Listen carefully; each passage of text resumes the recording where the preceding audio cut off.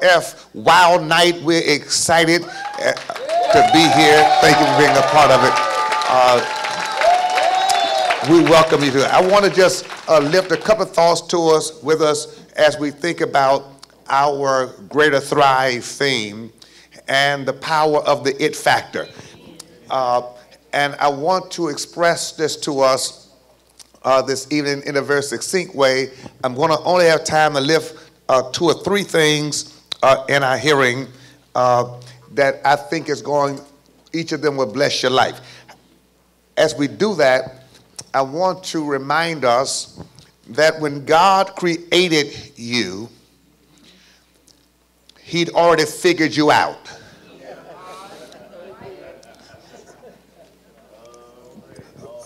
When God created us, He'd already figured us out. He'd already figured us out. And until you know what God had figured out about you, you'll be searching for you, and you will, I promise you, never be fulfilled until you come into the awareness of the you that God had in mind before He created you. Before He created you, He'd already figured you out. Because this is how God works. This is how God works. God works backwards. God works backwards. God works backwards. He goes all the way to the very end of it thing, and then He works backwards to create it. Please catch me, I don't have long. Okay, so God goes all the way to the end of a thing. And that's where it's determined what it will be, what it is. And then God goes back and creates the thing that He's already seen and brings it to where He's seen it. Try one more time. So let's just imagine Kirkland is Lawrence. How old are you? 30. At 30, he's 64.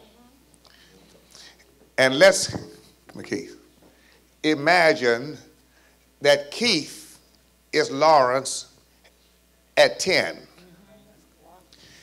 And let's over here imagine this real stretch that John Bacon is Keith at 0, as Lawrence at 0. And God has already seen Lawrence at 64. But He's also seeing him at 80. And He's also seen him when he's checked out. So God says, this is where Lawrence is going. This is my purpose for him. This is his destiny. Come on, say destiny. Then, so since God knows this is what I want Lawrence to have accomplished at 80, then He goes back way over here and brings a man and a woman together to birth them. And then God protects him and develops him and nurtures him and gets him out of stuff and takes him through stuff, teaches him some other things, so that by the time he gets over here, God said, that's exactly what I had in mind. I wish somebody would say, I kind of see this now. Okay. Let me see. Now, oh, is that insightful? Now, it's very important that we see this and begin to understand God on a different level. Oh, God. Now, tell your neighbor, you're right where He wants you to be. You're in the perfect position for God to get you to your next level. You're becoming something that you already are. Come on, tell me, you're becoming something that you already are. Oh my God. Come on, say, I am becoming something that I already am. Because God is never trying to make you what you're not. God is trying to help you to become what you already are.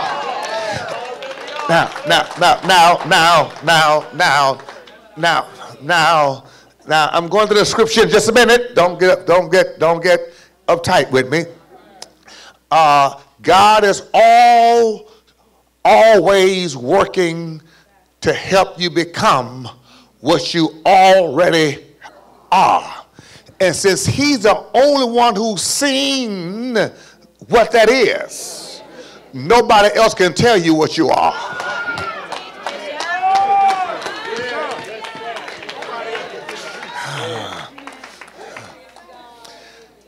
Whew. I'm trying not to shout by myself.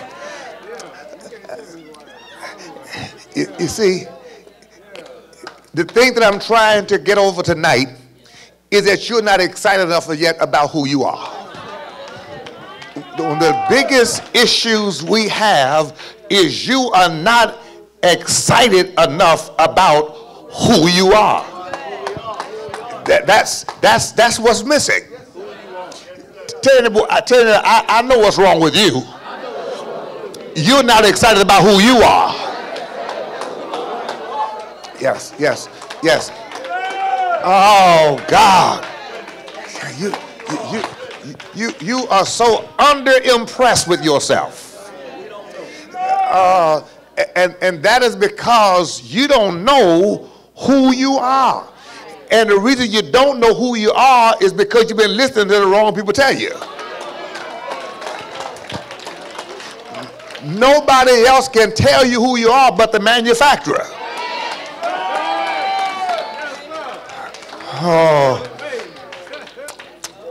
Oh God. Woo. Will you tell your neighbor, don't let anybody else define you. Because only the manufacturer knows who you are. Only the one who created you. The one who foreknew you. And that's why I'm trying to get you. I'm trying to get you this. First of all, go to Psalm 139. Go to Psalm 139. Psalm 139. I just want to lift a few principles here because this is kingdom education. Okay? You have to really understand this. As I'm teaching this Greater Thrive series, I'm teaching you kingdom knowledge. This is kingdom insights. And it's very important. So are you at Psalm 139? Yes. It's very, very important for us to get this. Now, understand that God, let me say it like this. God never made anything more major than you.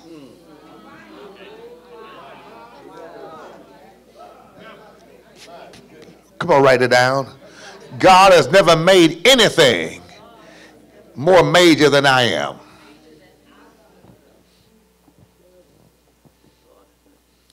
Never. Nothing God has made is more major than you are.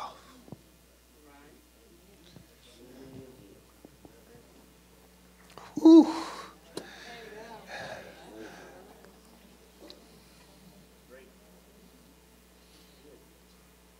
Are you getting this? Are you getting this?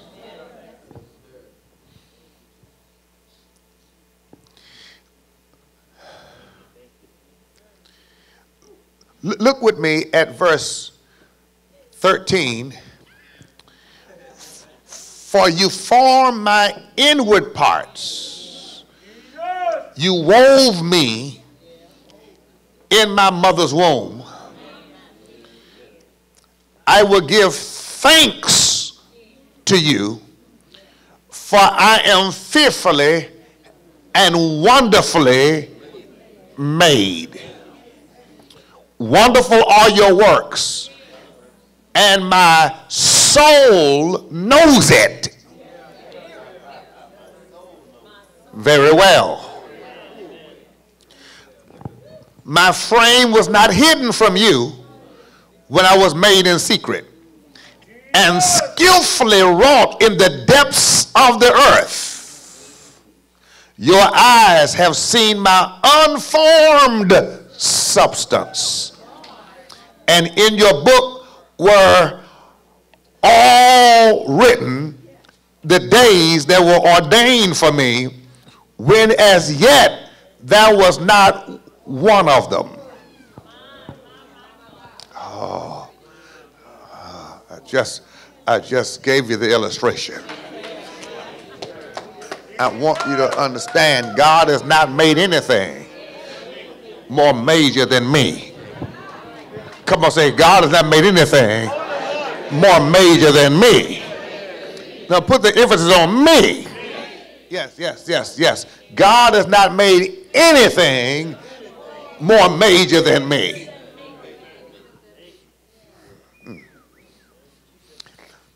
Oh.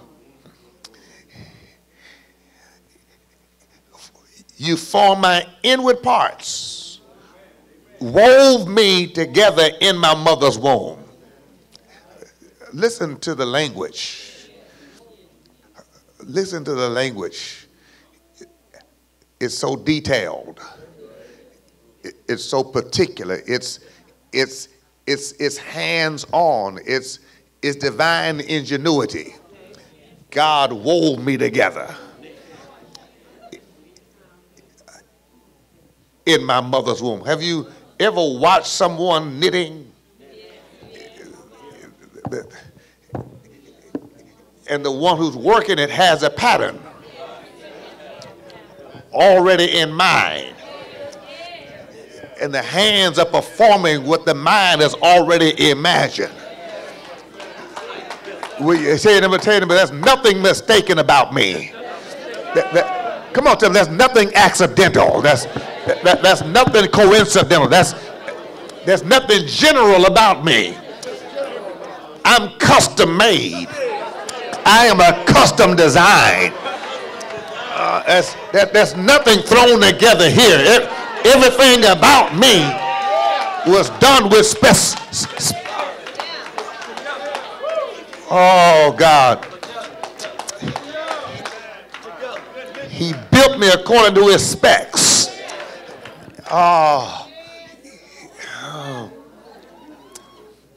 That's why I'm not trying to change myself.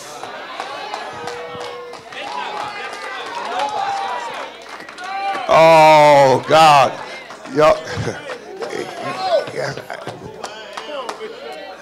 Oh.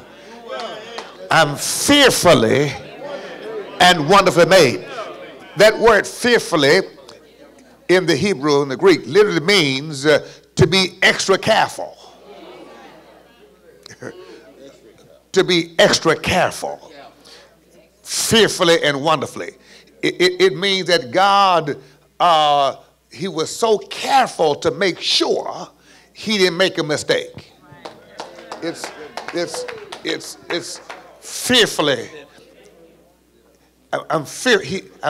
In other words, I'm making certain that I do this exactly like it's supposed to be. Fearfully. It's, you know, if I'm singing fearfully, I want to hit every note right.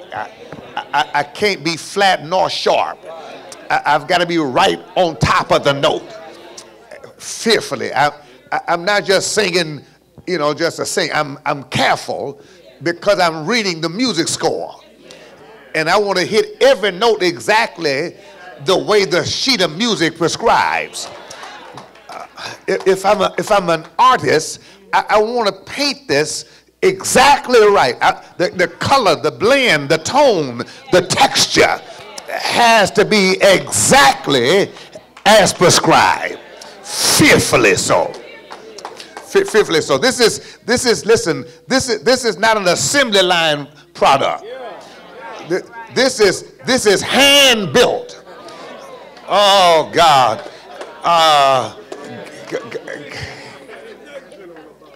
It's doing it with the finest degree of skillfulness. And so I want you to understand. See, the reason I'm taking my time here is because you've been rushing past you all your life.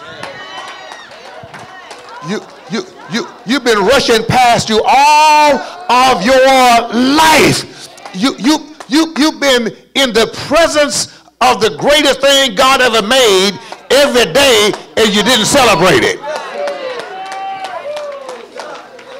Oh God. Tell your neighbor, you'll never reach your full potential until you learn to celebrate you. You're having trouble even right now. You ought to, did you celebrate yourself today? I mean, did you really celebrate yourself today? Oh, come on. Did you really celebrate yourself today?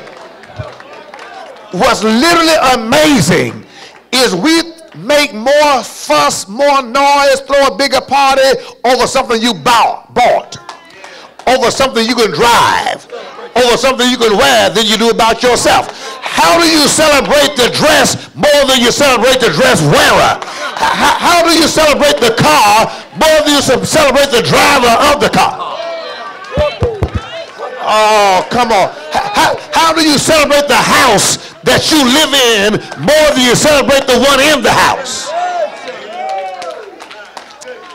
Oh, this is, I see now you're looking at me like, okay, give me something. I came to church for more than that. I ain't got no more than that. I'm telling you right now, our biggest issue is you don't know who you are. And until you know who you are, you can't do what you were designed to do. You can't be what you were designed to be until you discover who you are.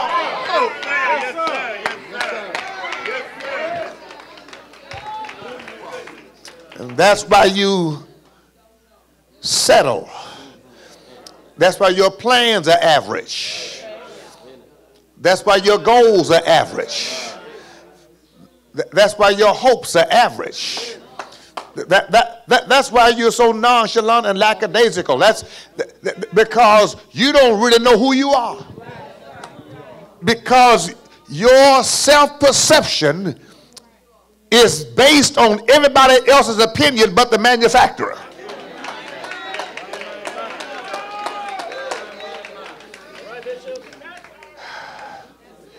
And nobody's been teaching you that.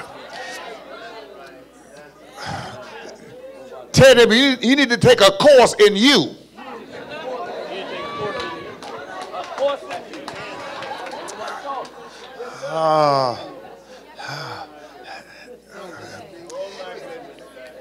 And I'm saying to you that here is the dilemma that I face.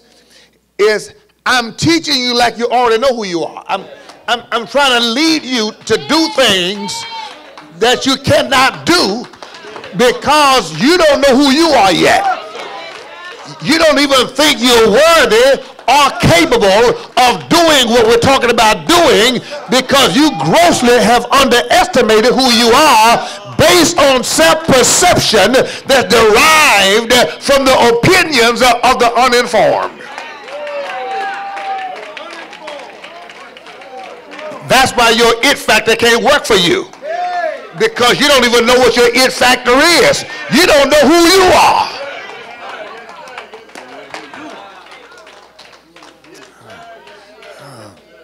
You don't know who you are. You haven't studied you.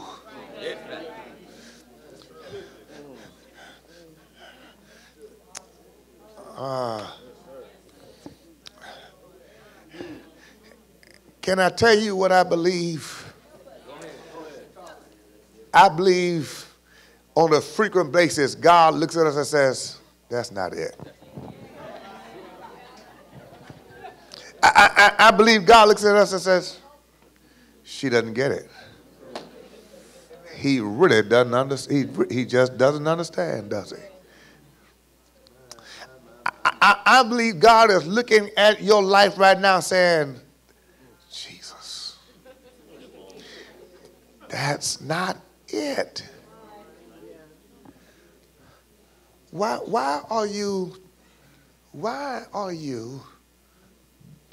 making little of your life? Why are you making little of your life? I know what I put in you. I know what I gave you. I know how I designed you. I know what you're capable of.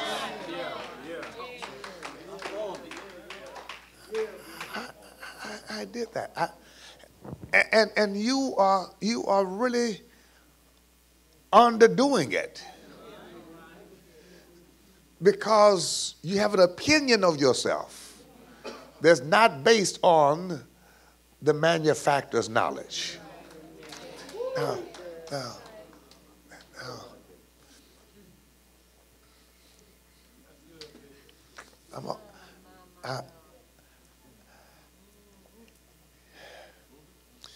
Well, let's say this in closing for this evening, because there's much more to discuss with this. I'm fearfully and wonderfully made. Look at what the scripture says about me. It says, I will give thanks to you. That's a celebration. For I am fearfully and wonderfully made. Wonderful are your works. He's talking about himself. I'm fearfully, that's carefully not to make a mistake. Wonderfully, that means I'm a wonder. That nobody else can figure me out but God. Because I'm such a wonder. I'm such a wonder. I'm such a wonder. No one else can figure me out. Jesus Christ. I'm such a wonder. Yes, I'm such a wonder. And anyone who can appreciate that, they have bad vision. They just have a problem assessing me. But I'm wonderfully made.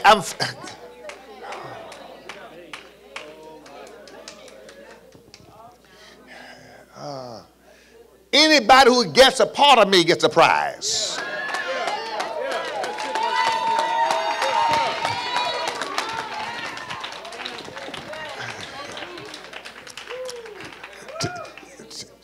Tell your neighbor, I know you're struggling to believe he's talking about you. I know it's hard for you to believe that he's really talking about you. But he really is talking about you. I know it's a struggle because when, oh God, when truth shows up, truth has now the challenge of working through all the other garbage that we've consumed for years.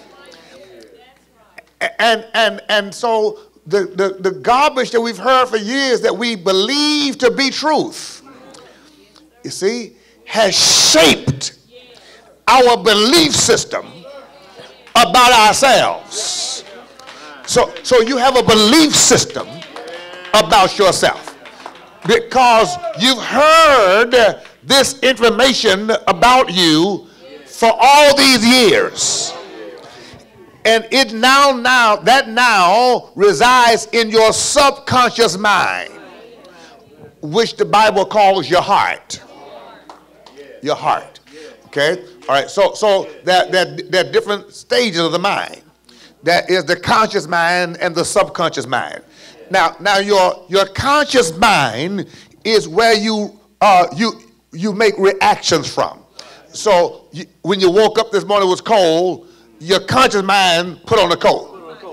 That didn't take subconscious thinking. Your conscious mind quickly, in reflex, reaction, got the code. Am I making sense? Okay, that's the conscious mind, because you were conscious of the weather. You follow me?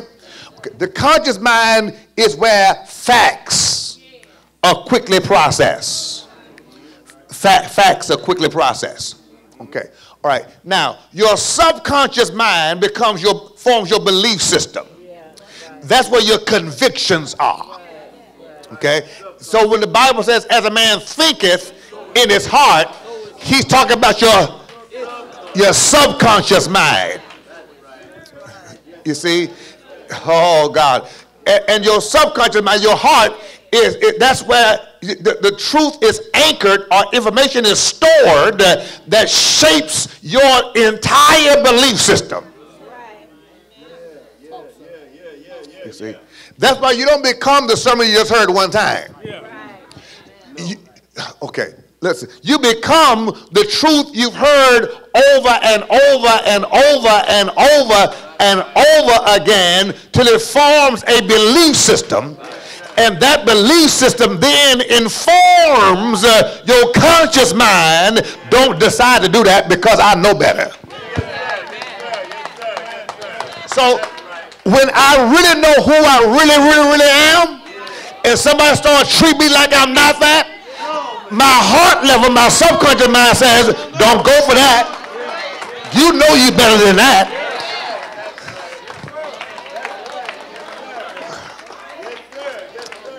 Am I making sense to you?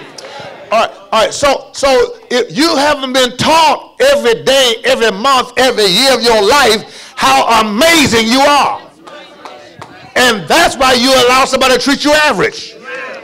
Because you don't have a belief system in your subconscious mind that won't accept average. That's why you can accept being broke. Because in your subconscious mind, you're not rich. But once you discover in your subconscious, in your heart, you're supposed to have wealth and riches in your house, then you want to accept the behavior and the attitude of being broke. I wish y'all could hear me.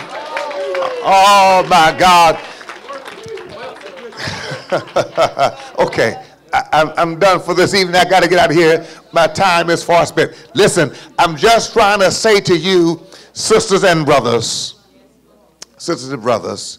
that what God has invested in you is far too great for us to live an average life doing average things with an average reputation and then die an average death and leave an average legacy. Oh, God. Come on, tell him God has invested far too much in you for you to live an average life, doing average things, to die an average death and leave an average legacy. Oh, far too much. So if you have a Ferrari engine, you ought not to give somebody a Ford experience.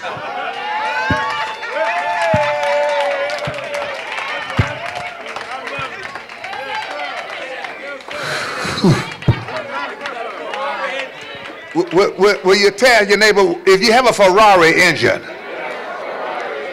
it ought to roar when you start it. Somebody ought to know you on the neighborhood just from the sound of your motor. When you turn the corner, they ought to know somebody else just showed up. Come on, just stop acting like a Ford with the Ferrari engine under the hood. But tell them the problem is you've been driving the speed limit that somebody set for the Ford. But that ought not be your limit, because your speedometer says you can go 260. but you're going 55 because somebody else posted the speed limit. God is trying to tell you, don't drive the speed limit that other people set. He put what's under your hood in order for you to be able to surpass that. Oh God, to do exceedingly abundantly more than you can ask, think, or imagine, according to the power that's at work within you. Somebody give God praise.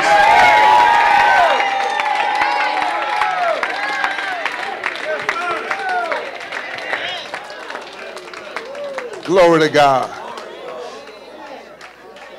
Right where you are.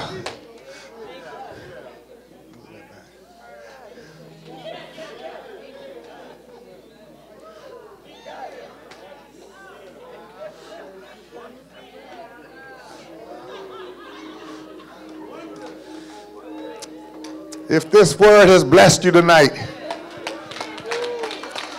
point to the camera and say, meet me here next week. This is too good not to get some of it. Oh my God. It's too good not to get some of this. We're standing together.